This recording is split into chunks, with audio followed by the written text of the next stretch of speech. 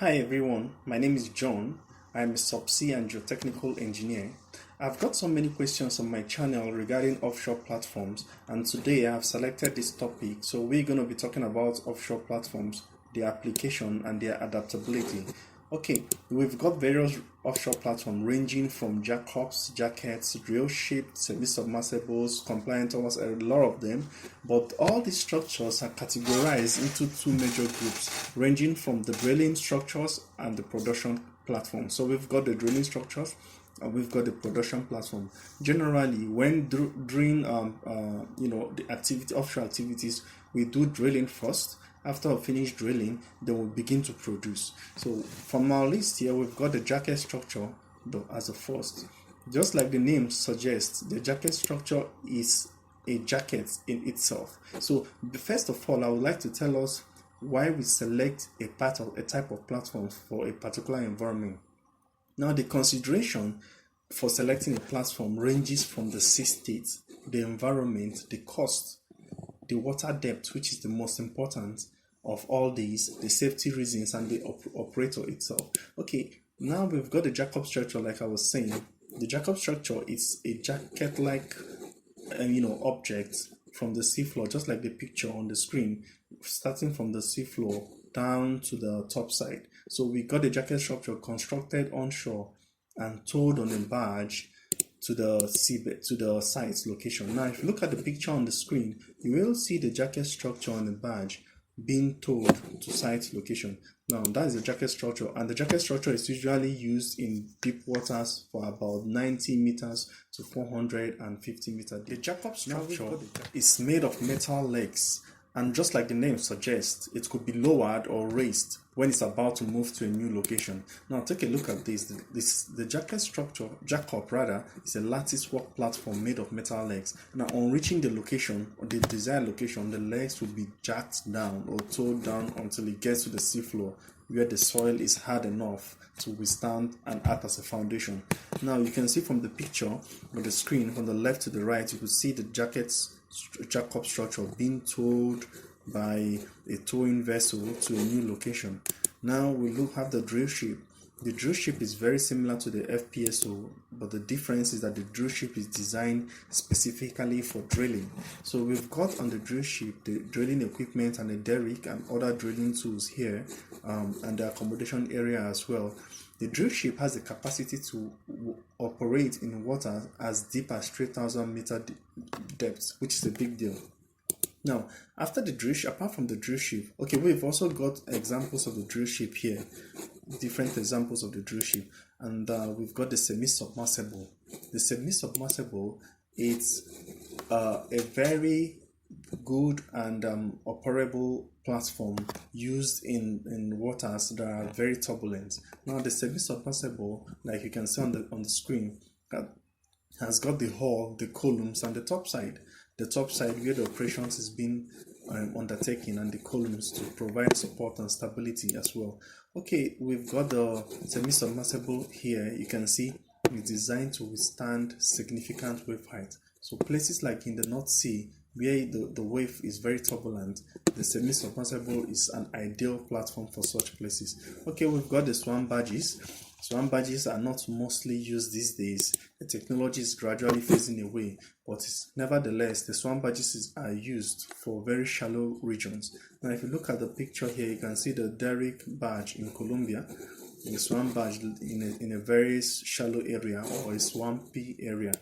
That is most places where we use the swan barges. And the submersible is very similar to the semi-submersible, like we talked about before.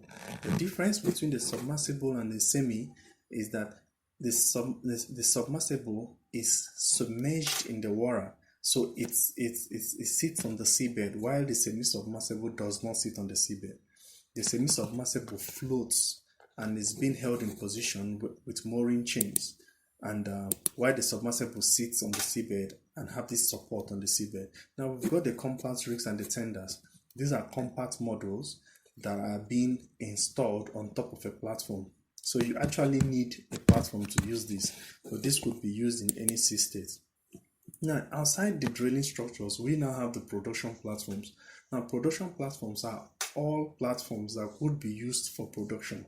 Some drilling platforms could actually be used as production platforms as well because of the new trending technology we have nowadays. Now we've got the compliant towers. Like the picture is a very slim and tender-like structure, very slim and a little bit flexible.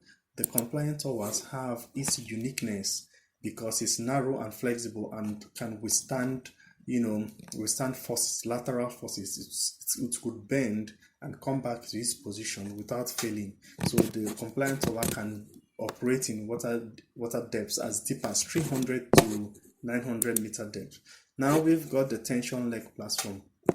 Just like the name suggests, the tension leg platforms are floating platforms, but they are held in position with a very tight mooring-like chains tensioned to the seabed, so it has a limited heave movement. So it can withstand quite a good wave and turbulences. Now we've got the picture of the tension leg platform here. You see it consists of the floating structure on top, and it could actually operate in water depth as deep as 1,500 meter deep. Okay, we've got the spar platform. The spar platform is a very interesting platform as well, and a very good technology. It's cylindrical in nature, having the hull installed on top of the platform. Now, the spar platform has its uniqueness because it could stay in very deep water. In fact, the deepest waters the spar platform could actually operate in them. The spar platform can operate in waters as deep as 2,500 meter to 3,000 meter deep, and it could be ballasted and deballasted through the hull contents. So the hull content has a very long and hull. Now we look at the picture on the screen. You see the famous Chevron Texaco Power Genesis now being told on the picture on the screen. Now we've got the floating production system, the FSOs, very similar to the FPSOs.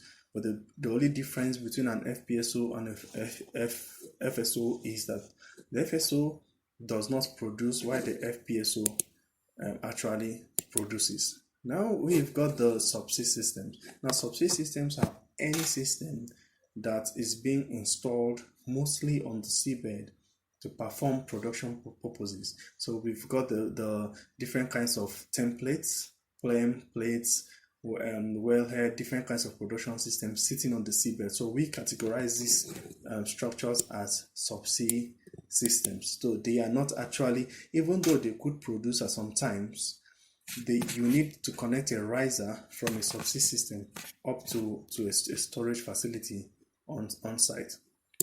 Now we've got the FPSOs, which is one of the most popular offshore platforms that we have. The FPSOs are floating. They produce, they store, and they offload.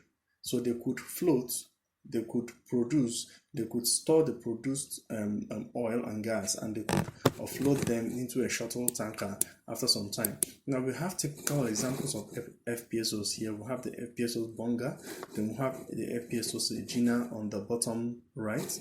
So you could see a very interesting technology. Then we have the gravity-based structure, the GBS. The GBS is one of the famous structures that were used in the early times of production. It's made of concrete. It sits on the seabed, and from the picture below you could see cells surrounding the GBS.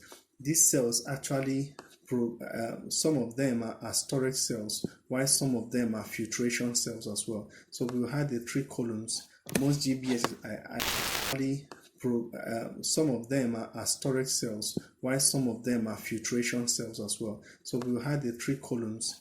Most GBS are either made from 3 columns or 4 columns supporting the deck on top. So the problem with GBS is usually during decommissioning. Removing the structure is very problematic, considering the weight of the concrete that is being installed. A typical GBS structure is the popular Shell's Brent structure, which was decommissioned in 2017, and which took quite a long time of consideration between the British government and Shell during the decommissioning process. Okay, now we've come to the end of our presentation. I know that I may not have covered all the topics in offshore platforms. If you have any particular question you still want to ask, feel free to send me a mail on john.okoli@outlook.com, and I'll be more than happy to respond to your mail as much as I can. My LinkedIn ID is John Okoli. You can hook